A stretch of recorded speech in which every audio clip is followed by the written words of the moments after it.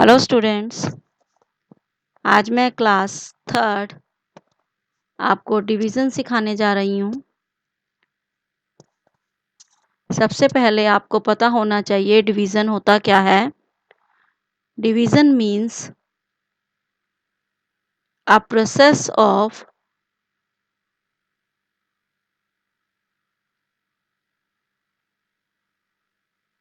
Distribution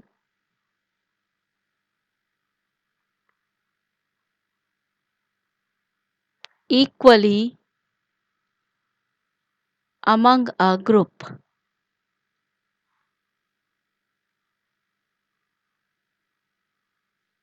इसका मतलब division वो एक मेथड है जब हम दी हुई चीज़ों को, यानी हमारे पास कोई आर्टिकल्स है, कोई फ्रूट्स है, अगर हमें उसे बराबर बांटना है, वो जो मेथड होता है वो डिवीज़न मेथड होता है। इसे हम इसका सेकंड नेम भी हम बोल सकते हैं रिपीटेड सब्ट्रैक्शन।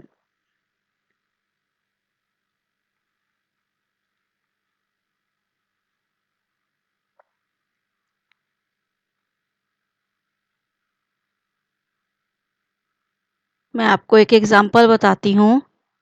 सपोज करो I have 10 pencils and I want to give 2 pencils to each child. तो मुझे क्या करना होगा?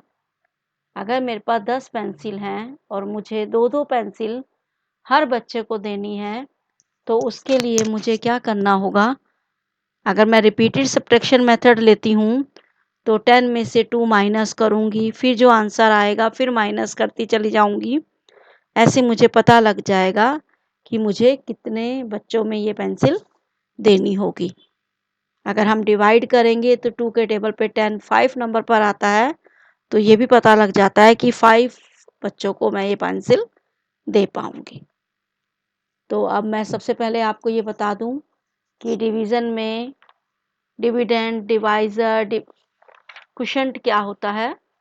देखिएगा, मैं एक क्वेश्चन लिख के दिखा रही हूँ आपको।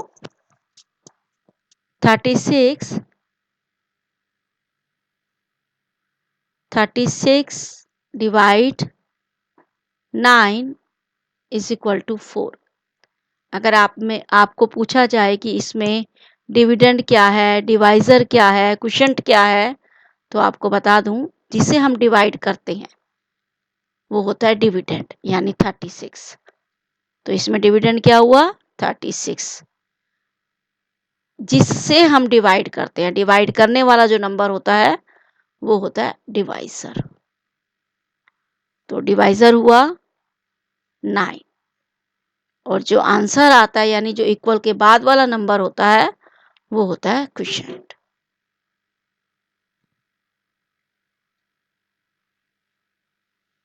Quotient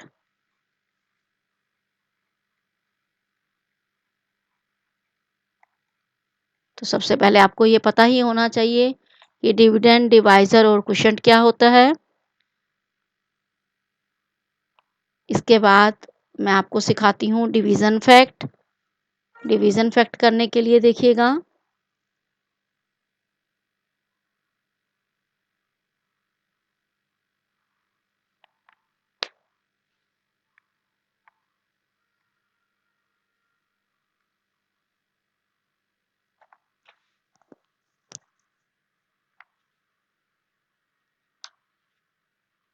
division fact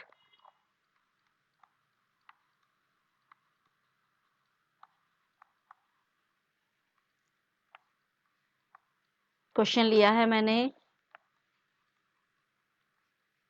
6 × 5 is equal to 30। देखिएगा, डिवीज़न फैक्ट अगर निकालना है तो आपको जो आंसर लिखना है वो डिवाइड फॉर्म में लिखना है। यानी अगर हम 6 को 5 से मल्टीप्लाई करते हैं तो 30 आता है, और अगर मुझे डिवीज़न फैक्ट निकालना है तो आंसर को डिवाइड फॉर्म में लिखना है। तो कैसे आएगा? 30, ध्यान दीजिएगा, 30 को डिवाइड किया 5 से, एक नंबर वहीं से आपको आंसर मिलेगा 5 इक्वल आ जाएगा 6। आप देखोगे जो तीनों क्वेश्चन आपके पास, जो नंबर तीनों हैं क्वेश्चन में, वही आपके पास आंसर में है डिवीजन फैक्ट में। बस यही ध्यान रखना है कि डिवीजन फैक्ट में डिवाइड में आता है और मल्टीप्लिकेशन फैक्ट में मल्टीप्लाई में आता है। अब इसका एक और दूसरा फैक्ट बनेगा, जैसे 35 के टेबल पर 36 नंबर पर आता है, वैसे ही 36 के टेबल पर 5 नंबर पर भी आता है। तो हम क्या लिखेंगे, 30 डिवाइड 6 इक्वल 5। ये हमारा डिवीजन फैक्ट हो गया। एक बार फिर देख लीजिए, बहुत आसान होता है, इन्हीं तीनों नंबर से ही देना होता है। जो आंसर होता है हम उसे पहले लिखते हैं, फिर डिवाइड का साइन, जिनसे हमने मल्टीप्लाई किया हुआ है पहले एक नंबर, इक्वल में दूसरा नंबर। फिर जब हम दूसरा फैक्ट लिखते हैं तो एक जो नंबर को हम चेंज कर देंगे, जैसे हमने 6 पहले लिखा, आंसर आ गया 5। अगर आप वैसे भी टेबल में देखोगे, 5 के टेबल पे 30 आता है 6 नंबर पर, हमने 6 लिख दिया। और नीचे देखोगे 6 के टेबल पे 30 आता है 5 नंबर पर, हमने 5 लिख दिया। एक और एग्जांपल लेती हूं मैं, 2 मल्टीप्लाई 8 इज इक्वल टू 16। आप देखिएगा इसका भी डिवीजन फैक्ट कैसे होगा। जो आंसर है उसे पहले लिखिए, डिवाइड का साइन, आपके पास वहां दो नंबर है 2 और 8, इसमें से एक नंबर लिखिए, इक्वल का साइन, अब जो दूसरा नंबर बचा हुआ है वो आंसर। ऐसे अब दूसरा फैक्ट बनाएंगे, 16 डिवाइड का साइन, अब नंबर चेंज कर दीजिए 2 और इक्वल में आ जाएगा 8। अगर आप टेबल भी देखोगे, 8 के टेबल पर 16 2 नंबर पर आता है तो 2 आंसर आ गया, और 2 के टेबल पर 16 8 नंबर पर आता है तो 8 आ गया। बस इतना ही ध्यान रखना है आप लोगों ने। डिवीजन फैक्ट में आंसर डिवाइड में लिखते हैं और मल्टीप्लिकेशन फैक्ट में मल्टीप्लाई में लिखते हैं। मैं आपको साइड में ही मल्टीप्लिकेशन फैक्ट सिखाऊंगी ताकि आप दोनों में डिफरेंस देख सको।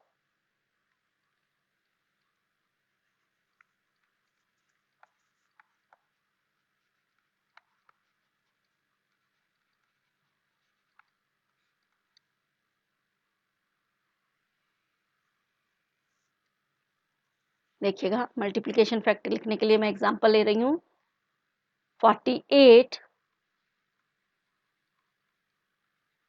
डिवाइड 6 इक्वल में 8। मैंने आपको बताया मल्टीप्लिकेशन फैक्ट है तो आंसर मल्टीप्लाई में आएगा। तो आपने क्या लिखना है, जो आंसर है यानी 8 है, पहले मल्टीप्लाई 6 इज इक्वल टू 48। देखो तीनों नंबर वही हैं जो आपके पास वहां ऊपर क्वेश्चन में है, तो 8 6 जा 48 होता है। अब नंबर को चेंज कर दीजिए, यानी 8 6 जा भी 48 होता है, 6 8 जा भी 48 होता है। तो आप क्या लिखोगे, 6 multiply 8 is equal to 48। Multiplication fact और डिवीजन फैक्ट में नंबर आंसर में चेंज नहीं होती है, जो क्वेश्चन में होते हैं वही नंबर आते हैं। एक और एग्जांपल लीजिएगा,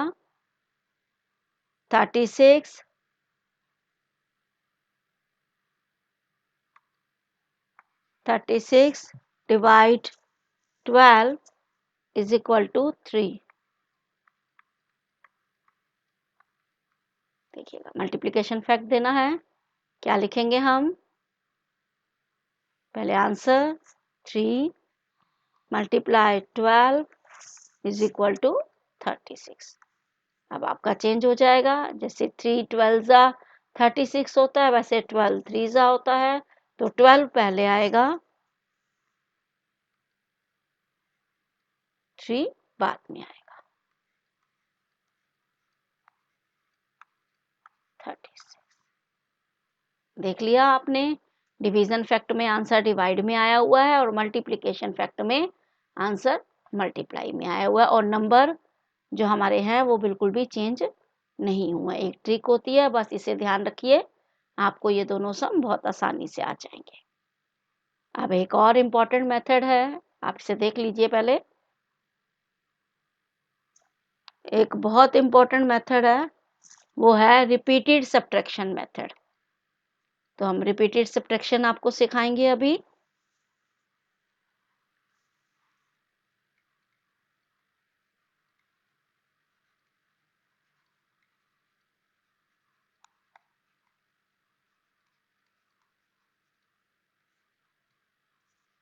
एक एग्जांपल ले रही हूँ।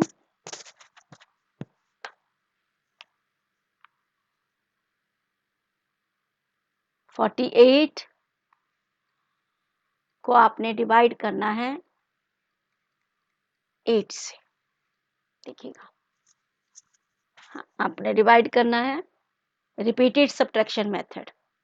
रिपीटेड सब्ट्रैक्शन से ही पता लग रहा है कि सब्ट्रैक्शन को आपने बार बार रिपीट करना है, आपने बार बार सब्ट्रैक्ट करना है और आपका आंसर आ जाएगा। अब जिससे डिवाइड कर रहे हैं वही नंबर को आपने बार बार सब्ट्रैक्ट करना है। देखिएगा, 48 से हम डिवाइड कर रहे हैं 8 को, तो हम पहले 48 में से 8 सब्ट्रैक्ट करेंगे।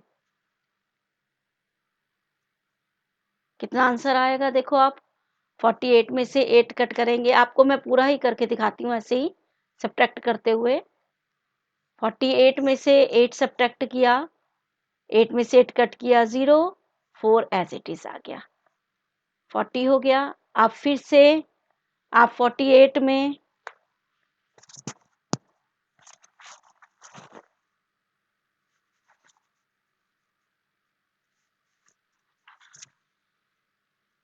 40 में से फिर 8 माइनस करो,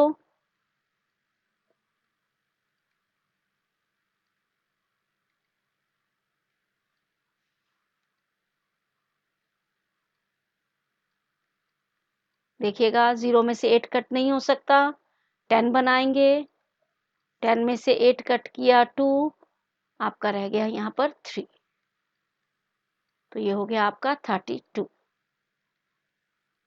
अब जो आंसर आता है उसे हम पहले लिख देते हैं।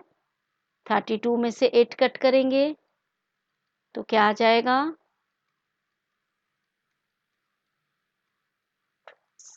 12 में से 8 कट किया 4, यहाँ क्या बचेगा आपके पास 2, तो आपने यहाँ 24 लिख देना है।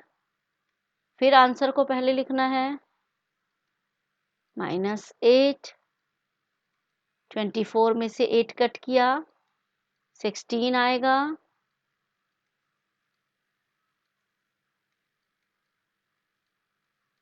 16, फिर 16 में से 8 माइनस करेंगे 8 आ जाएगा,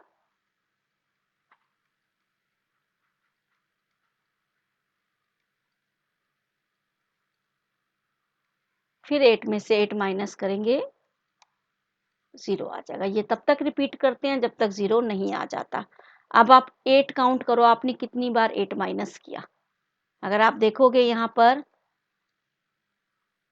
1 2 3 4 5 6, आपने 6 टाइम 8 माइनस किया तो जो आंसर आ जाएगा वो आ जाएगा 6। ये आपने साइड में लिख कर नहीं दिखाना ये 1 2, या आपने सिर्फ अपने मन में ही काउंट करना है, तो आंसर आ जाता है आपका 6।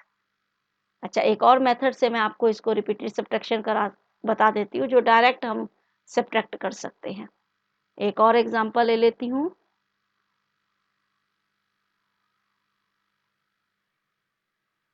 देखिएगा, 36 डिवाइड 9,